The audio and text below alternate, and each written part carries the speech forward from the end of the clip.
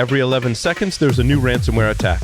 Oil pipelines, universities, corporations, all paying millions of dollars. Barracuda says, don't pay the ransom. Before a ransomware attack occurs, train your teams to recognize an attack and use anti-phishing technology. Protect your applications, and they can't get onto your network. Simple backup and restore solutions quickly recover your data without paying the ransom.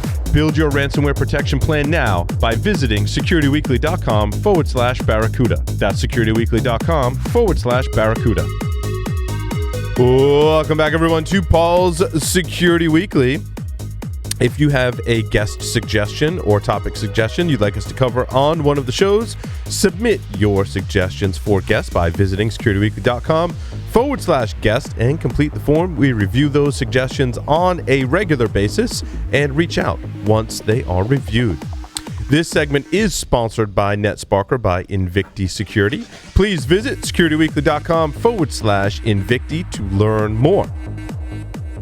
Certainly no stranger to the show, the Security Weekly Network, is Mr. Sven Morgenroth, security researcher at NetSparker by Invicti, will deliver a technical segment this evening on authentication vulnerabilities. Sven, welcome back to the show. Thank you very much for having me. It's always fun to be here. Yes, always nice to have you. My voice is not warmed up yet, in case you couldn't tell from that introduction. I couldn't tell. Yeah, it's good to have you here, and I love this class of vulnerabilities.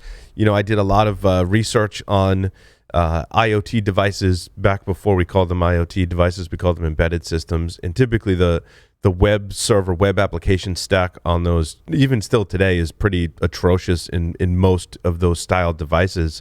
And authentication bypass was one of my favorite class of vulnerabilities and authentication issues in general, right, to keep in my back pocket, because it translates any vulnerability you find in the web application that might be authenticated now means that can be unauthenticated. So it opens up this kind of Pandora's box of vulnerabilities, which is why, from an attacker's perspective, I love this class of vulnerabilities. Yeah, right. You're completely right. Like, they were or even are still very prevalent in these devices, especially since they are like so.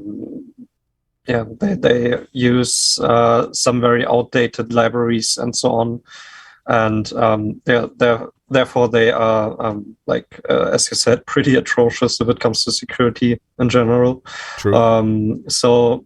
After you've bypassed authentication, I would imagine there's a lot to do afterwards. Mm-hmm. I will share my screen with you to show you a little presentation I prepared.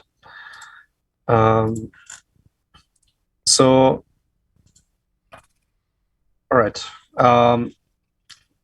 So I've called this presentation Auth Vulnerabilities because it's easier than remembering authorization and authentication. They are somewhat confusing because they sound so similar, but they mean different things. So let's see what authentication means. It's the process or action of verifying the identity of a user process, according to the dictionary. For authorization, it's like not very, doesn't say much. It just says the act of authorizing, according to Merriam-Webster. So let's take a closer look at what these concepts are and what they mean. So simply put, with authentication, you prove your identity, in our case, to a web application. Most often this is done with a username and password, and also with API keys. And so you basically prove that you are who you say you are. Authorization, on the other hand, involves verifying that you're permitted to carry out an action or access a certain resource. Usually there are different roles involved, for example, user, author, admin, and so on. And access can be granted or denied, and it may even involve access to certain sub-resources, like not denying the access to user data, but denying the access to the home address only, for example. And there are different issues that may arise because it's not straightforward to implement proper access control. Often different systems are connected with each other. It's hard to get access control right in different contexts, and the issues affecting Auth sometimes aren't obvious for each developer working on different parts of the same system. But also sometimes authentication and authorization are an afterthought in the development process, because often the goal is to quickly deliver a website or product, and authentication and authorization can be annoying during the development process. Yeah, and just to speak to that from experience, Sven, when I was, would do web development, and there's some really like bad ways in which these frameworks and languages implement this, and I think that's also a developer decision. In other words, in like a small application, you may have to put a statement above a particular user function or like a template for the application. In other words, like, here's this page, I want you to render this page. There's all kinds of functionality behind it, but to render this page, I put at the top of that, like, you should be an admin, right? And it's up to the developer to kind of make that decision of, okay, when I write this functionality, do I require admin access or not? And then, like you said, you get larger teams, and if it's left up to those kind of decisions as to like which functionality should have this role or not, that can be disastrous, right? And that is not the right way to do it. I'm sure there's much better methods and strategies for applying the role-based access control basically inside your application that is not so error-prone and user error-prone, right? Yeah, right. Like, I think the most important aspect of it is that you shouldn't just do it on the fly. Like, deciding on the spot, yeah, this may contain sensitive data, I only want this to be accessible for an admin, but rather plan ahead before you actually write your code, and get a proper plan of what you actually want to protect, which data you deem sensitive. And then before you even write the first line of code, you should be absolutely certain who should be able to access the data, and then test it accordingly. Yep, agreed.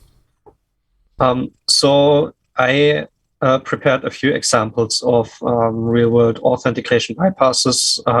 Some are generic, some are about specific vulnerabilities in specific software or websites. And the first authentication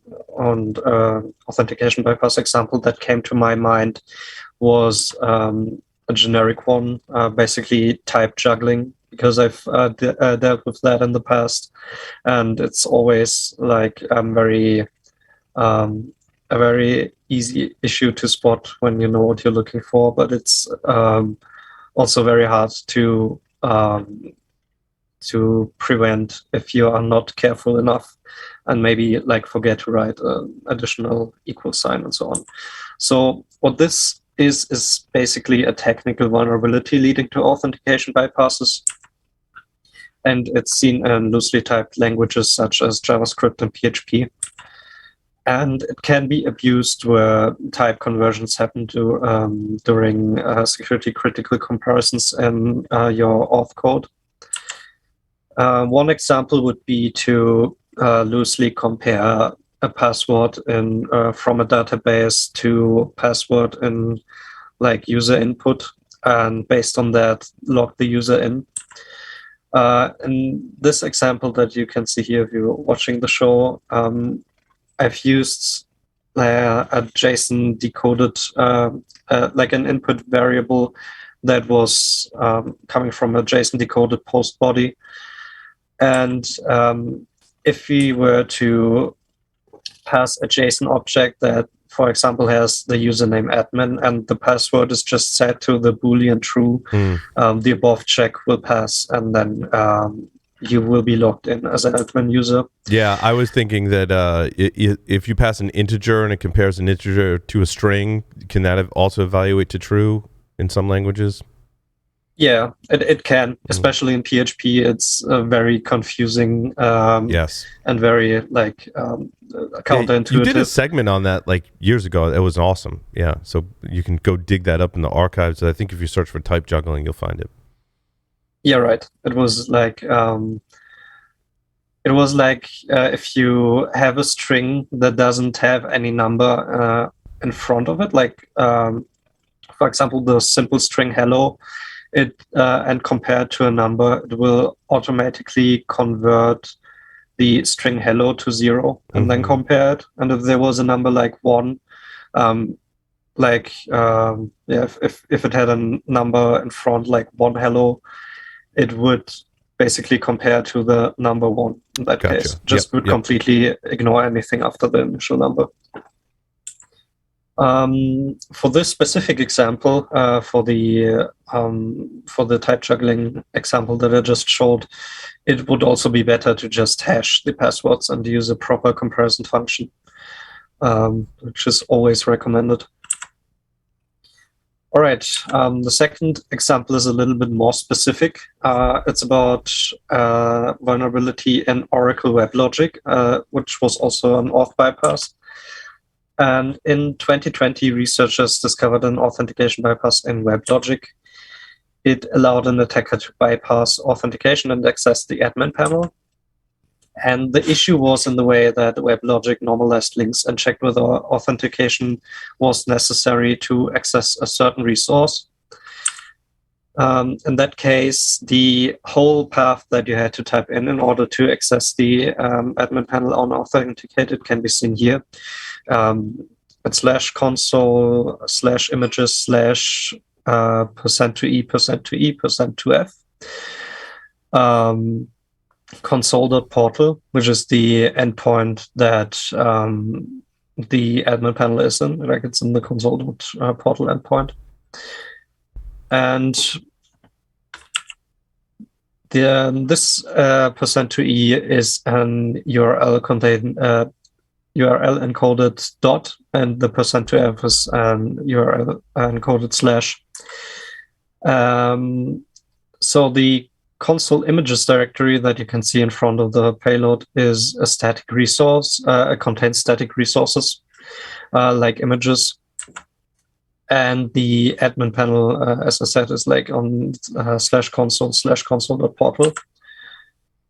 And first, before it does anything else, WebLogic will check the link and see if there is like a static directory, in this case, console images. And in this case, it will think that there's a file with like the encoded /console.portal and doesn't like contain any directory traversal whatsoever. And therefore, it assumes that there's no redirect to the login page necessary, and the URL can be accessed without authentication. However, later in the code, the URL encoded characters get decoded again, and the path is normalized. In that case, it will just decode the .. that we have in here, and will traverse out of the images directory back into the console directory, and then use console.portal. So due to that normalization internally, WebLogic will then route to console/console.portal and lets you be an admin without authentication, basically. Awesome. Then there's another generic one, which are secondary context issues. I also briefly talked about them in the last segment about GraphQL vulnerabilities. And often web pages and APIs communicate with microservices that handle certain tasks or certain parts of your application.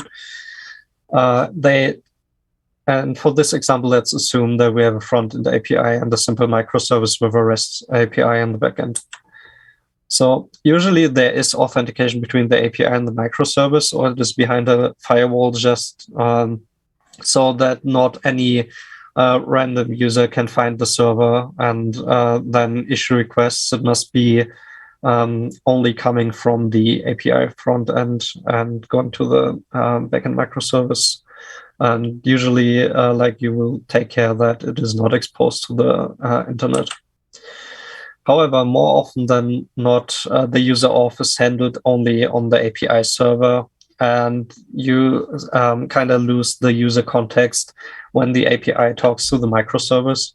So there's not really any authorization or any knowledge about which user queries what on the backend. It's just they are coming from the API server, and it assumes that that it is trustworthy and that the API server takes care of all the necessary authorization stuff. However, let's take a look at this example. We have a front-end URL API v1 get movies, which has a post body with the year the movie came out, which is 2021 in this example. And the backend URL that will be queried by the API server is /API/v1/getMovie by year and then /2021. If you are not correctly sanitizing the user input, you can use the following post body on the user-facing API, which is just the year, which is not 2021 anymore, but / get all private messages. So what the API server will do now is trying to send that request exactly as it is and place the get all private messages behind the get movies by year path, which will then be normalized to API v1 get all private messages. And therefore, just by introducing this path traversal character sequence, you will break out of the context that you were initially in, and you will get all private messages, and therefore bypass the authorization logic on the API in that server. example, Sven, you would need access to the source code and or what those API messages are to know what the value should be for your malicious request, correct? Yeah, right. That is certainly true for a vast majority of the APIs out there. Mm-hmm. But you can also kind of guess it. Mm-hmm. You can guess that there will be an endpoint that is maybe called /user or /status or something along those lines, and then you can kind of try to brute force your way in and check if you hit any valid API endpoint that way. Gotcha. Okay, let's get to the fourth example, which is also again a generic one and was not it can happen in all kinds of applications. So it is about GraphQL auth issues, and authorization in GraphQL is generally not very straightforward. You may have different mutations or queries delivering the same type of data back to you. For example, let's say admins may call the get user by ID query and with an ID of 123, for example, just to query a specific user. And it will contain the home address because it's the admin who calls that endpoint and who will be authorized to use the to view that data. However, if you are not a user with an admin role and use the same query, you will only receive an empty string where the address should be. Now, when the developers do authorization checks the wrong way, they can easily introduce a bug where a call to a function like get all users will return the full address and the response, even if the user, if the issuer of that request is not an admin. And that happens just by forgetting to add an authorization check to see whether the user is allowed to get the address data. As you see, it is these are two separate functions, basically get user by ID and get all users. One of them will return a single user object, and the other one will return multiple user objects of all users. That's the scenario I was describing earlier in like Python Flask, for example. There's like an @require_admin, for example, above your access method, that would require admin to access that function or API call.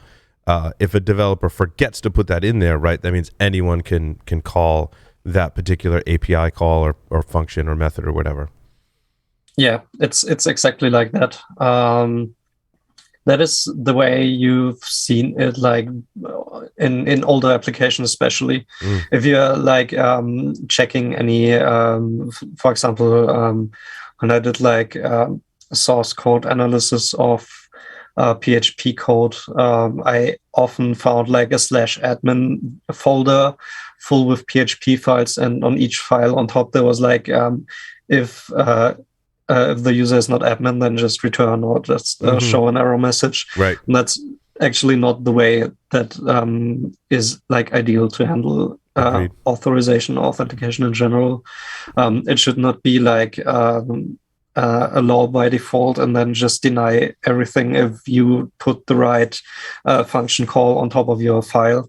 It should just be the other way around, and you should be able to allow users to access data and disallow it for everybody else by default. That's just how it should be ideally.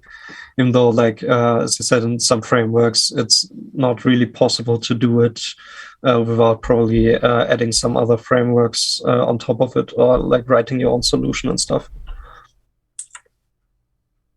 All right. Then there was another vulnerability. This one is not really generic. Like, it's a generic one that can happen in all kinds of applications, but it is a very specific example of something I found a few years ago. It's about the Mayan support help desk, and Mayan support is an application written in PHP. And like the front end part of the application made heavy use of API calls. They would use some client side code to basically build the page. It wasn't really a full SPA, I think, a full single page application, but it was like using these XHR calls heavily. And there were some authorization checks in place, but the issue is that they were mostly client-side or maybe not correctly enforced on the server side due to a bug. I'm not sure anymore. But that meant that even though some endpoints were hidden from the interface, it was still possible to call the respective API. The way this works, if I remember it correctly, was that you would be authenticated and had a list of but basically some navigation list where you could like go and then carry out different actions like change your username or like make a post or like answer a ticket or something like that. And if you were not having the right privileges, that navigation point wouldn't be there anymore. Like there wasn't a link to a site that would query the API, but it was still possible to like do it manually with your own like JavaScript code or like just from your PC if you would use curl or something like that and just query the API directly. And exploiting this was simply a matter of figuring out the right API endpoints. As you said before, that's not always straightforward. However, this was some open source software, if I remember correctly. So you could just simply install it and then check which requests were sent, or you could basically do it by auditing the source code and then get the right API endpoints that way. There's also a post about this bug on the NetSparker blog, so if you want to know more about it, you can just check it out there. Then there's a very generic one as well, because it's just there are specific examples about this, but then it is like a little bit easier to explain the general like cause of the vulnerability in like more general terms. In certain situations, access tokens may leak due to client-side issues. And a good example of that are issues within the login flow of SSO, so single sign-on solutions. This is a very common bug if you implement some single sign-on server or something along those lines yourself.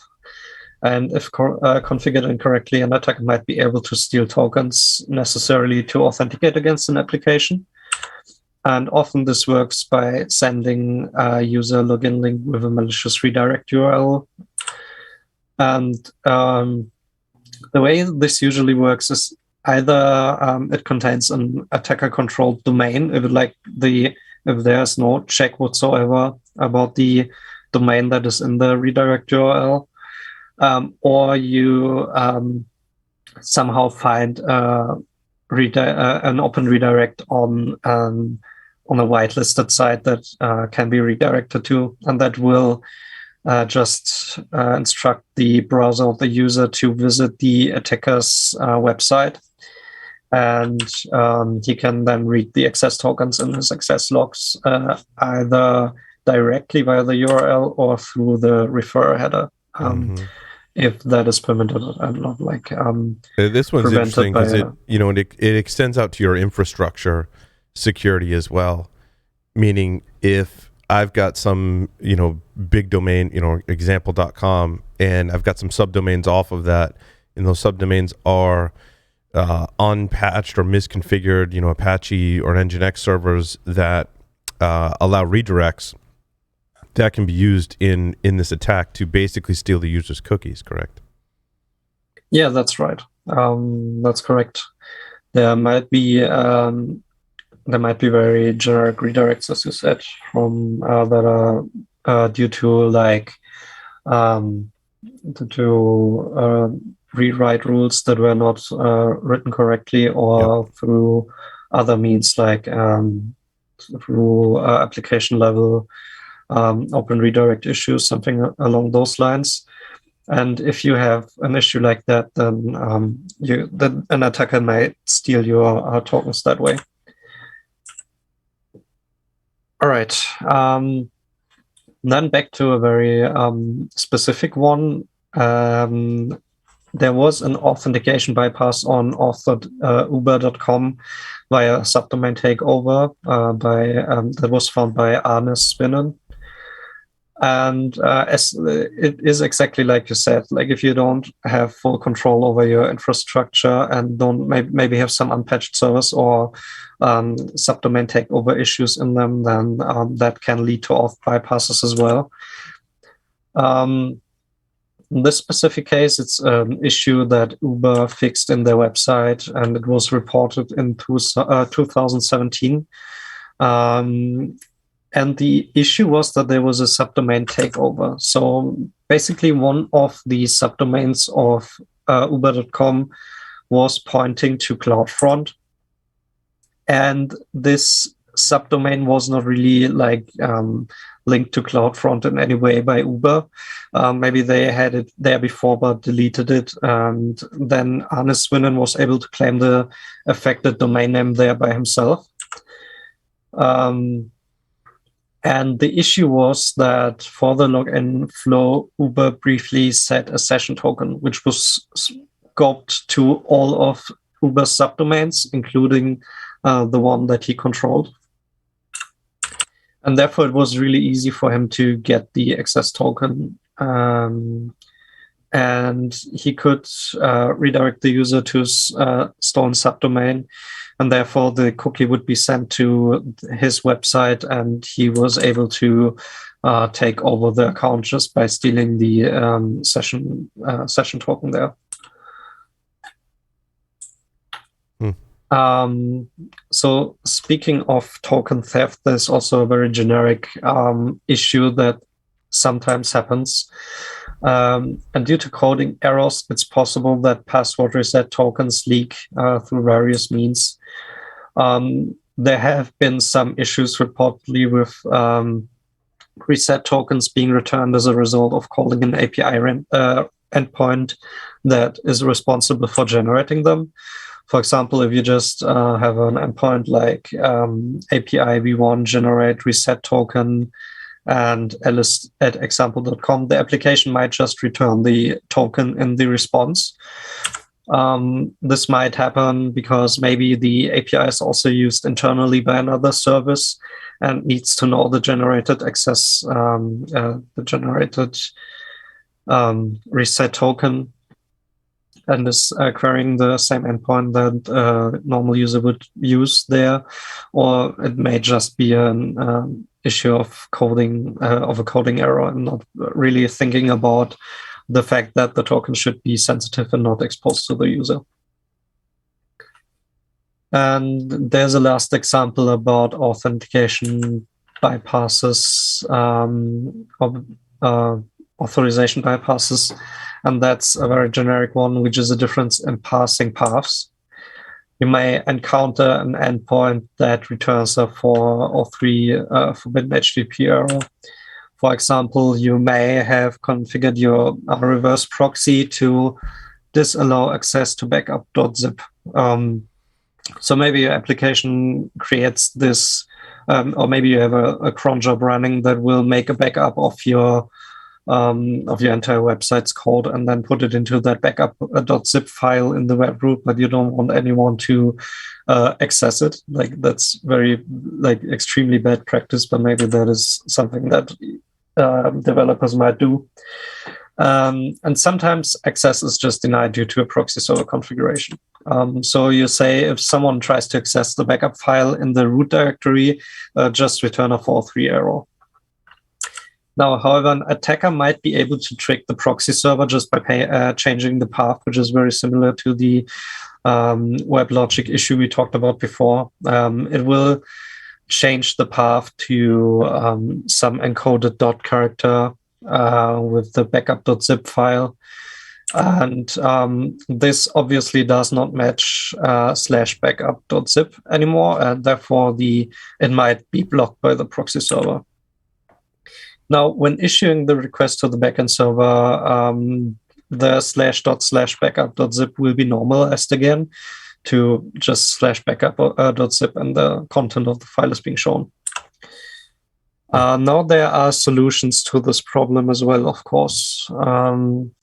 As I briefly mentioned, one of the key factors of successful access control is planning. And this includes all relevant services and domains in your. So yeah, you should include all relevant services and domains in your assessment. You should constantly monitor whether your access controls are still in place, because there may be bugs, or like you remove the access control while you develop your application and just forgot to comment the specific instruction out again, or like to put it back in. You have to ensure that you have complete control over critical third-party infrastructure that may be abused to break auth, like in the example about the subdomain takeover, for example. Or as you mentioned about maybe outdated server software or software in general that may have vulnerabilities that allow an attacker to do stuff that they shouldn't be allowed to do. You should audit the code responsible for auth and keep common pitfalls in mind, such as type juggling. Like maybe you wrote like the comparison with the 2 equal signs in a hurry, and then just never looked back into your auth functionality for the next year, since you're done with it and it works for your project. But yeah, you should probably re-audit your code and check whether there are issues with it.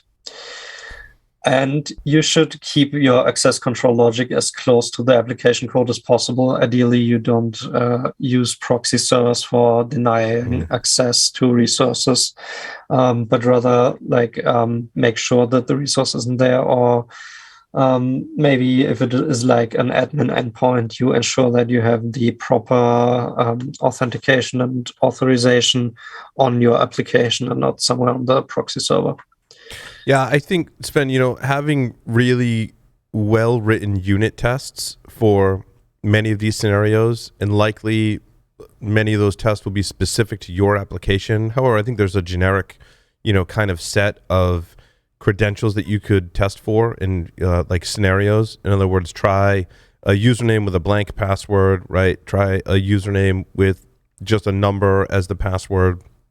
And having that baked into your unit tests is a really great thing to have for your application, because as we all know, code changes. People and developers rather make changes to the code all the time.